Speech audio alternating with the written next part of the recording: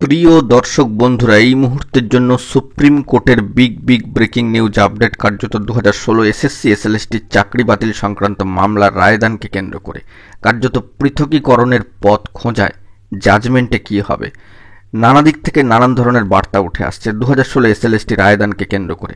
অবশ্যই ভিডিওর মধ্যে আর্জেন্ট ভিত্তিতে কিছু তথ্য আপডেট থাকছে, তাই ভিডিওটি আর্জেন্ট ভিত্তিতে ক্রিয়েট করা। ভিডিওটিকে শেষ পর্যন্ত ওয়াচ করবেন, কোনোভাবে স্কিপ করবেন না। চ্যানেলটিকে এখনই সাবস্ক্রাইব করে নিয়ে সঙ্গে থাকবেন। তো চলুন কথাবার্তা না বাড়িয়ে আমরা মূল টপিকে ফোকাস করি। বন্ধুরা, যে বিষয়টি জানা যাচ্ছে 2016 সালের শিক্ষক নিয়োগ মামলার রায়দান হতে চলেছে আজকে বৃহস্পতিবার। দিনটা কিন্তু ভালোই বলা যেতেই পারে। মহামান্য আদালত সূত্রে খবর, সকাল 10:30 নাগাদ ঠিক হয়ে যেতে পারে রাজ্যের প্রায় 26,000 শিক্ষকের ভবিষ্যৎ। এখানে কিন্তু আছে 2016 SLST group C, group D 9 to 12। সম্মানীয় প্রধান বিচারপতি মহাশয়, সম্মানীয় সঞ্জীব খান্না মহাশয় এবং সম্মানীয় বিচারপতি সঞ্জয় কুমার মহাশয়ের বেঞ্চে মামলার শুনানি শেষ হয়েছিল গত 10ই ফেব্রুয়ারি 2025। সেই দিনই রায় কিন্তু সংরক্ষিত করার কথা জানায় মহামান্য আদালত।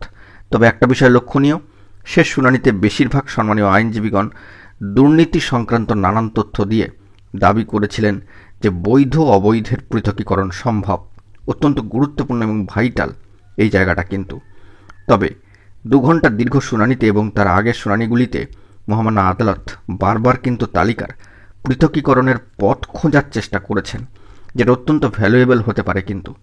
অর্থাৎ বলা যেতে পারে দীর্ঘ সময় শুনানি, একাধিক তথ্যাদি, হিউজ পরিমাণ ডকুমেন্টসের একটা চাপ এবং যাবতীয় বিষয়গুলোকে খতিয়ে দেখেই আজকে রায়দান সম্ভাবনা। তবে এ বিষয়ে উল্লেখ্য যে মহামান্য কলকাতা হাইকোর্টের নির্দেশ সহমত পোষণ করে জানানো হয় যে নিয়োগে ব্যাপক দুর্নীতি হয়েছে, সাদা খাতা জমা দিয়েও চাকরি হয়েছে। এসএসসি জানায় যে র্যাঙ্ক জাম্প বা প্যানেল বহির্ভূত 5,485 জনের নিয়োগের তথ্য থাকলেও ওএমআর শিট কারচুপির তথ্য তাদের কাছে নেই।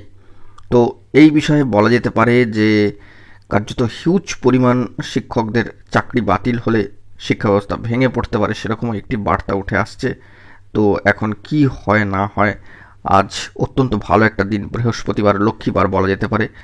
অবশ্যই আমরা চাই এবং এইটুকুই আশা রাখছি, সত্যের জয় হোক। সর্বোচ্চ ন্যায়ালয় সুপ্রিম কোর্টের রায় শিরোধার্য হবে এবং সেখানে যেভাবে যোগ্য শিক্ষক শিক্ষিকা অধিকার মঞ্চ 2016 তরফ থেকে আন্দোলন কর্মসূচি এবং বিভিন্ন বার্তা প্রদান করা হয়েছে, তাতে করে সত্যের জয় হোক, যোগ্যদের জয় হোক, এমনটাই আমরা কিন্তু আশা রাখছি। এর বেশি আমাদের কিছু আর বক্তব্য নেই, কারণ সবটাই কোর্ট প্রসিডিওর, কোর্টের রায়দান বা জাজমেন্টের মধ্যে দিয়ে যাবতীয় বিষয়টি কিন্তু উঠে আসবে।